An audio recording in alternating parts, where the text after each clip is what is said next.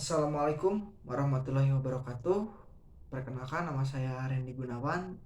Di video kali ini saya akan mungkin memaparkan dari tugas dari mata kuliah English Business gitu kan. Mungkin sebelumnya rekan-rekan yang melihat video ini sudah tahu lah, sudah eh, tidak asing lagi apa itu yang dinamakan dengan Business English gitu kan. Apa itu business English? Itu seperti sama aja seperti English for children, English for travel gitu kan. Jadi ilmu dari bahasa Inggris gitu kan yang mempelajari bisnis gitu kan. Jadi dari bahasanya juga udah kelihatan business English gitu kan. Jadi bahasa bahasa Inggris yang dipelajari atau yang diterapkan dalam pekerjaan gitu kan. Kalau bisnis itu kan identik dengan pekerjaan gitu kan. Terus apa apa saya yang dipelajari dalam business English ini, yang saya pelajari dalam business gitu kan English ini adalah otomatis bahasa Inggris atau cara berkomunikasi atau cara menyajikan data gitu kan dalam bahasa Inggris gitu kan. Misalnya bagaimana tata cara kita berinteraksi dengan klien menggunakan bahasa Inggris gitu kan. Tentunya dalam lingkup bisnis, dalam lingkup pekerjaan gitu kan. Terus bagaimana kita presentasi di depan para klien biar eh, klien itu tertarik gitu kan eh, kepada perusahaan yang kita naungi atau perusahaan yang tempat kita bekerja gitu. Terus cara menulis laporan, cara menyajikan laporan yang baik dan benar gitu kan, supaya perincian gitu kan dari suatu perusahaan itu em, bisa terlihat gitu kan atau bisa dipaparkan dengan jelas. Nah, itu dipelajari dengan business English. Kemudian mengapa bahasa Inggris business English ini penting? Ya menurut saya sangat penting ya. Salah satu faktornya em, ya bahasa Inggris itu sudah menjadi bahasa international language gitu kan, bahasa internasional yang universal gitu kan. Otomatis kalau kita misalnya dalam bekerja di suatu pekerjaan nih, kemudian kita berinteraksi dengan perusahaan luar, otomatis yang digunakan itu adalah bahasa bahasa Inggris gitu kan, bukan bahasa Indonesia gitu kan.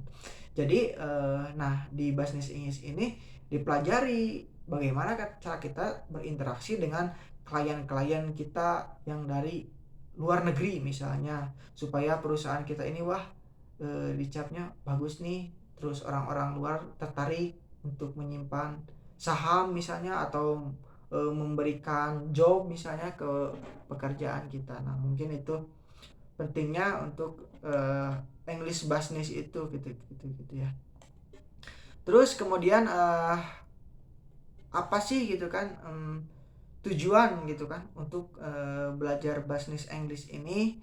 Yang pertama adalah dapat memberikan kesan pertama yang baik terhadap partner bisnis. Ya otomatis kalau misalnya kita berinteraksi dengan partner bisnis yang seperti saya tadi bilang dari luar negeri, kita berkomunikasinya lancar, kita berargumen dengan lancar, kita memaparkan presentasinya dengan lancar, otomatis klien kita akan tertarik gitu kan, akan misalnya ada poin lebihnya gitu kan untuk perusahaan yang tempat kita bekerja gitu kan.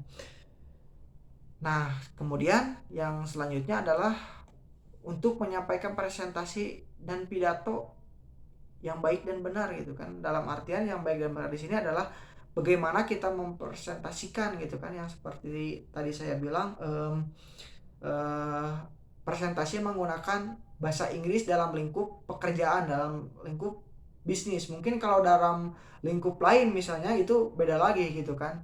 Beda lagi dengan bahasa Inggris untuk bisnis gitu kan.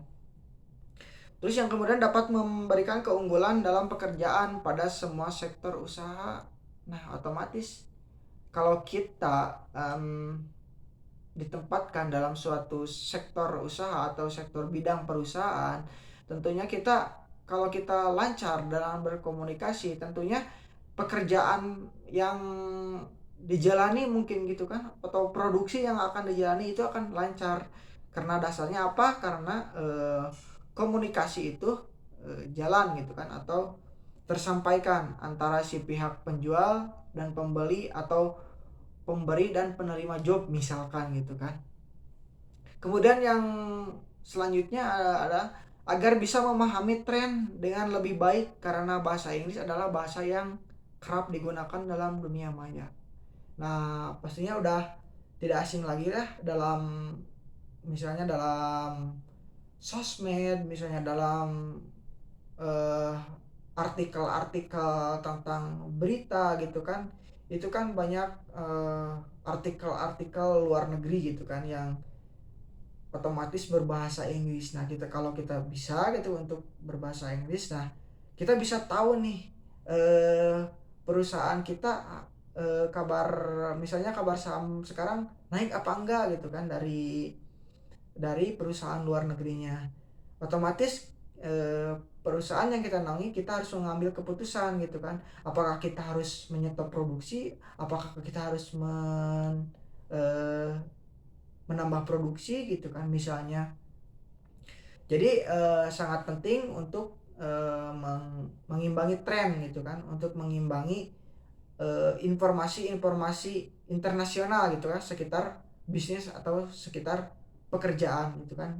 Kalau kita lancar, kalau kita fasih, mungkin dalam berbahasanya kita akan dimudahkan gitu kan untuk mengambil keputusan, dan keputusan tersebut bisa diterapkan dalam perusahaan yang kita naungi atau perusahaan tempat kita bekerja.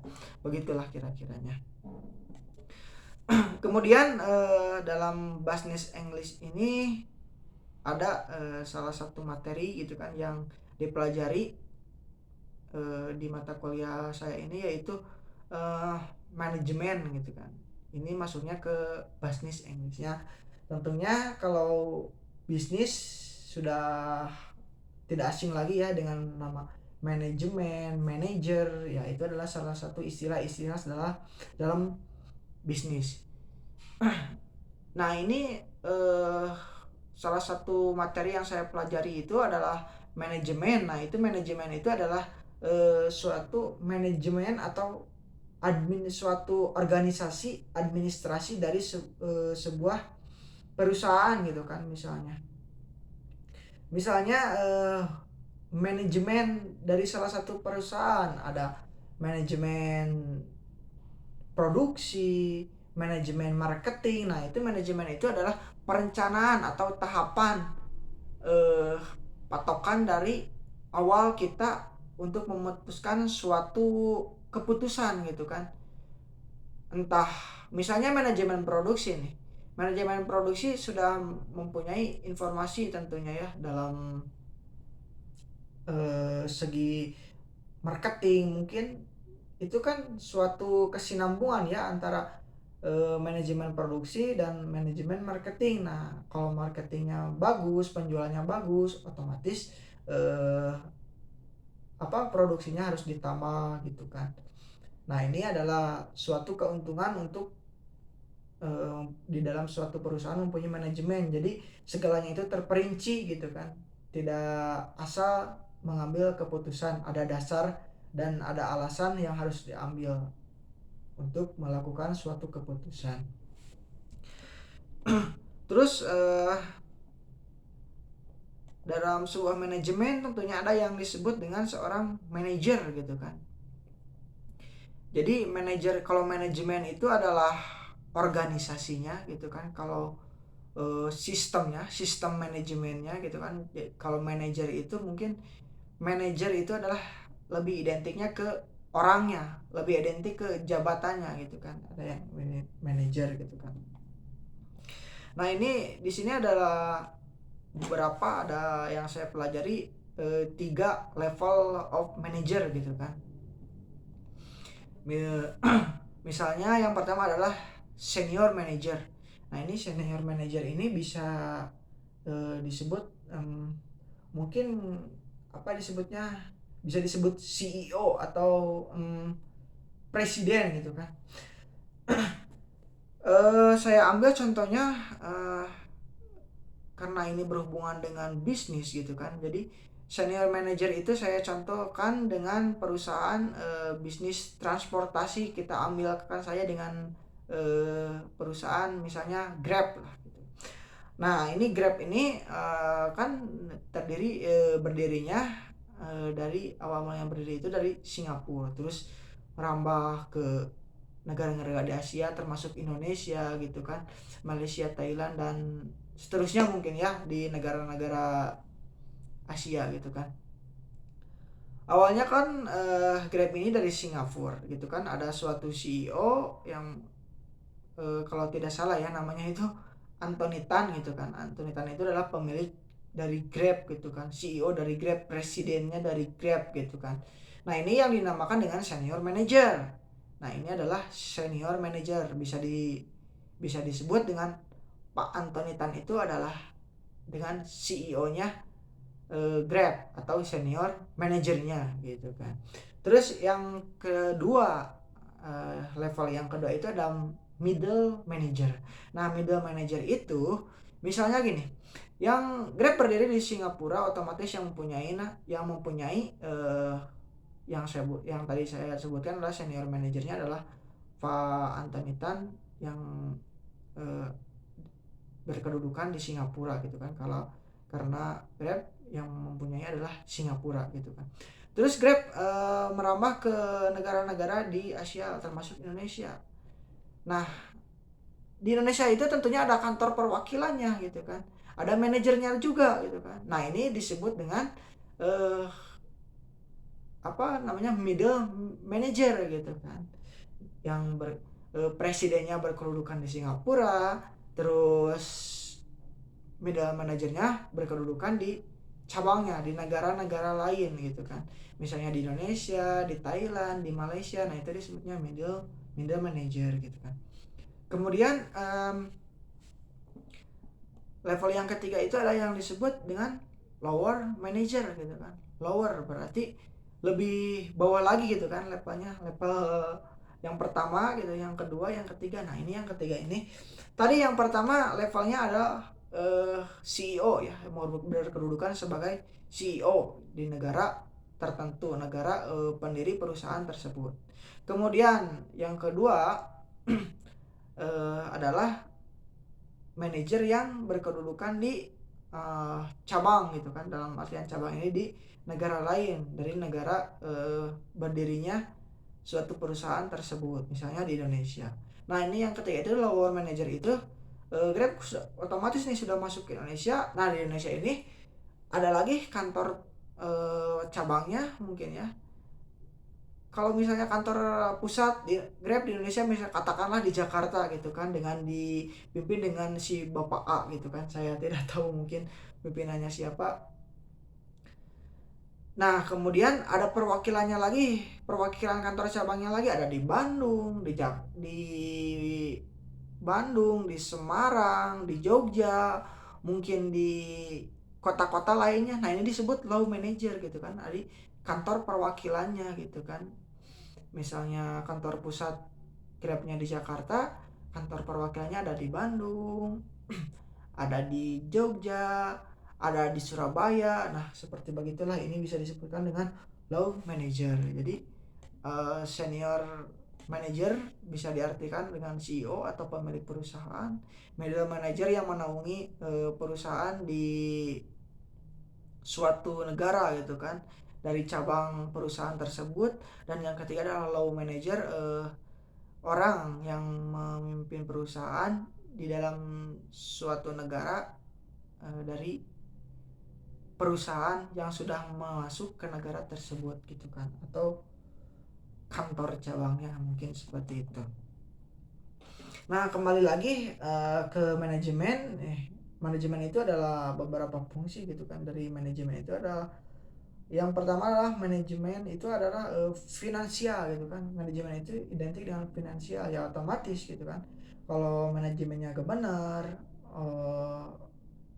perencanaannya agak benar, otomatis finansial perusahaan juga akan tidak tertata atau bisa-bisa lebih parahnya itu failed gitu kan, atau mengalami kebangkrutan gitu kan. Terus yang kedua adalah human resource management. Nah, kenapa human resource management itu sangat penting ya? Tentunya orang-orang manajemen itu harus meneliti terlebih dahulu gitu kan. Apakah langkah yang akan diambil untuk ke depan supaya perusahaan ini untung gitu kan, istilahnya untung tidak rugi lah gitu. Terus yang kemudian information technology management. Nah, ini informasi ini sangat penting gitu kan, seperti yang saya tadi bilang, manajemen kita harus improve gitu kan dengan media-media asing, media-media luar negeri gitu kan. Kita harus update lah, kita harus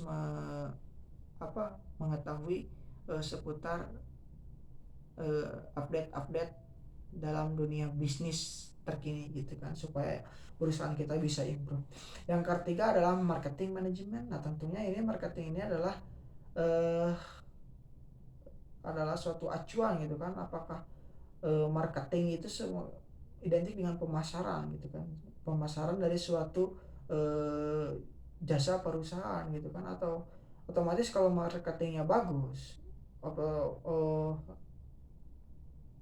marketingnya bagus, otomatis keuntungan yang didapatkan oleh perusahaan akan bagus gitu kan.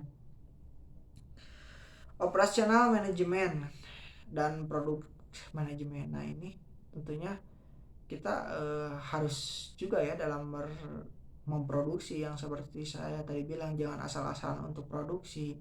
Terus operasionalnya jangan asal-asalan operasional, agar tidak mengalami kefailitan dalam suatu perusahaan. Jadi harus tertata dan termanajemen semuanya gitu kan. Nah, yang terakhir ini yang menurut saya sangat penting adalah strategi manajemen. Nah, jadi di sini kita dituntut bagaimana sih orang-orang manajemen ini dituntut dalam eh, supaya gitu kan, misalnya perusahaan luar negeri mau menanamkan modal di perusahaan kita. Nah, bagaimana kita strateginya, terus bagaimana orang-orang asing bisa membeli produk perusahaan kita, bagaimana strategi manajemennya. Nah, itu mungkin yang disangkut pautkan dengan English business itu gitu kan, dengan ya mungkin yang pertamanya adalah dengan cara komunikasi gitu kan, dengan komunikasi yang baik, dan tentunya mungkin si penjual atau klien nyaman, ya mungkin akan mempunyai nilai plus untuk perusahaan kita. Mungkin itulah kesinambungan antara bisnis bisnis English gitu kan, antara belajar berbahasa Inggris dengan bisnis atau dengan pekerjaan. Nah, disitulah mungkin letaknya apa namanya penerapannya gitu kan, ilmu penerapannya. Mungkin itu saya, mungkin itulah pemaparan dari saya, itu saja. Billahi taufiq wal hidayah. Wassalamualaikum warahmatullahi wabarakatuh. Terima kasih.